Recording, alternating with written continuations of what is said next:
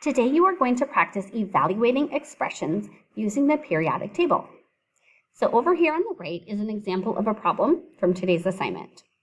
So Zn would be right here in the periodic table.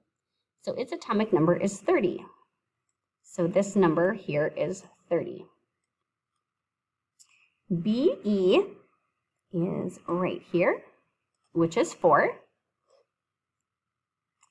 N is here, which is 7.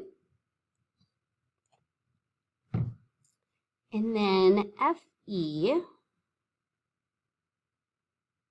is, I totally should have written these down ahead of time. There we go, 26. So once you have the numbers for all of those, you are then going to use the order of operations to simplify. So we have subtraction, multiplication, and addition. The first thing we want to do is multiply. So 4 times 7 is 28. And then we still have 30 minus 28 and plus 26 more. So should we subtract or should we add?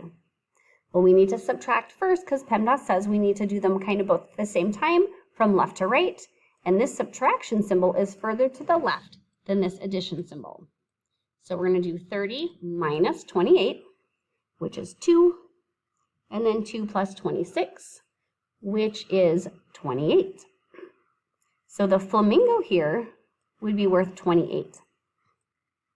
So once I solve the numbers for all of the shapes or animals, you're going to go down to the bottom and there's going to be a final expression. So if we had this one here, we would do 28 plus 28, and we would then get 56.